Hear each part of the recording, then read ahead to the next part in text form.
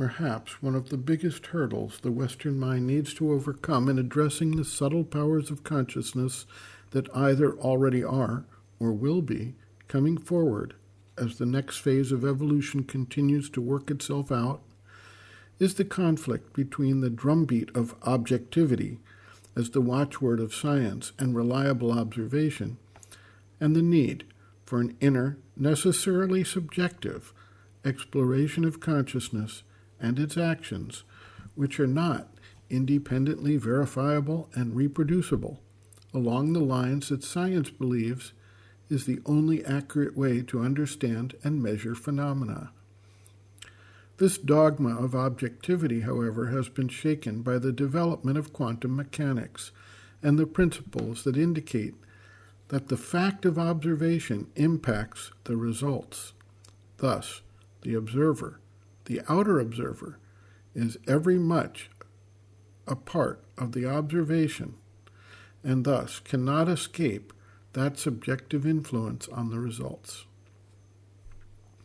It must also be recognized that even objective results are subject to skewing by the way results data is plotted and analyzed. Sometimes, results wind up confirming preconceived ideas or biases of the researcher due to the way the study is conducted or the data is compiled. We see scientific studies being challenged and even withdrawn, despite the emphasis on objectivity. If we cannot apply the mental rules that work in the external physical world to our analysis of inner experience and consciousness, we still need to be able to distinguish between experiences and powers that are actually occurring and those that, either intentionally or unintentionally, are false, misleading, or outright deceptive. In The Life Divine, Sri Aurobindo notes the various ways of knowing and obtaining of knowledge, and those that rely on the external model of separation of knower from the object of knowledge and the process of knowing, in other words, the objective formation of knowing, are less complete and accurate than the development of knowledge by identity, through a merging of the field of consciousness of the knower, the object, and the process of knowing. The question arises how to distinguish then whether the knowledge so obtained through identity is real and reliable or not. The first point to be made is that for someone experiencing this oneness of consciousness, there is absolutely no question of its veracity. The second point is that as more and more people have such experiences, these experiences can be correlated to verify how closely they align with one another. While this cannot be the ultimate arbiter of truth or falsehood of the experience, it is clear that if a particular formation tends to reoccur many times for different people not connected to one another in any direct way, that it lends credence to the validity. For example, a researcher into near-death experience in the UK, Dr. Peter Fenwick, and his wife Elizabeth, investigated over 300 near-death experiences, which they recounted in the book, The Truth in the Light. They wound up reviewing over 2,000 letters describing the near-death experience of different individuals and found that high percentages recounted very similar occurrences and reactions, some correlating over 72% of the time.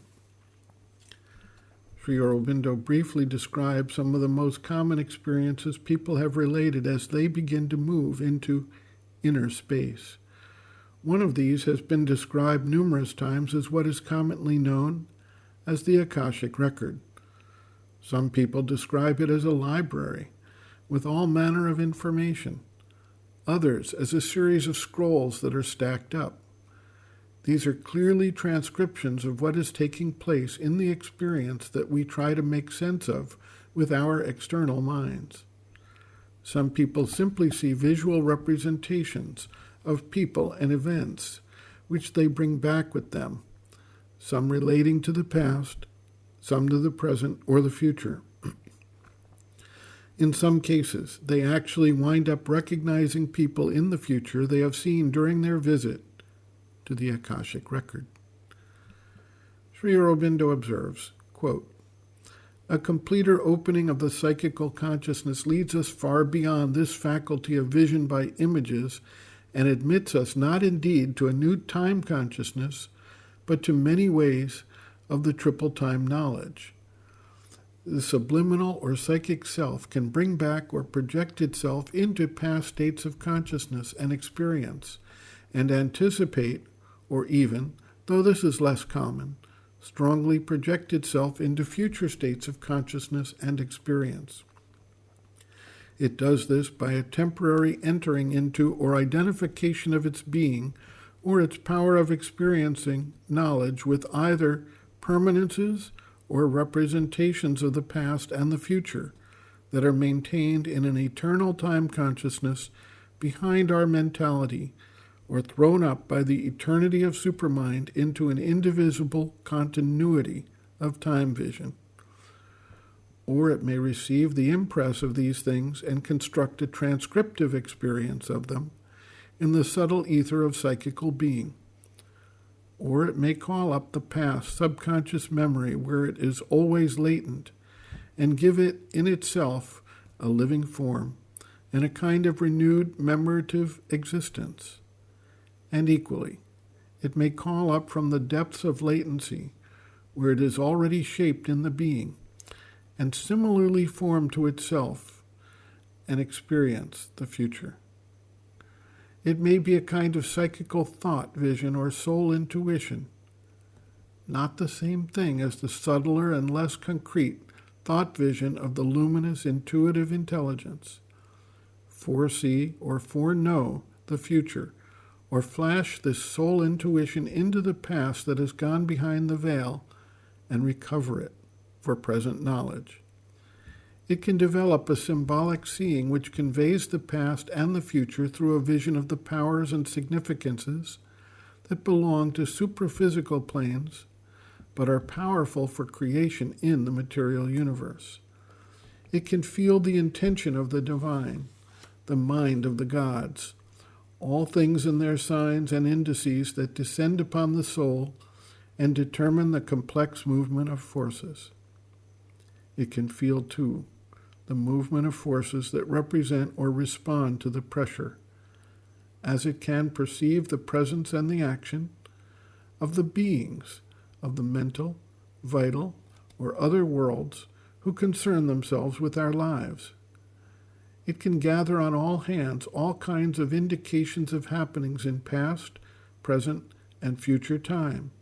It can receive before its sight the etheric writing, Akasha Lipi, that keeps the record of all things past, transcribes all that is in process in the present, writes out the future."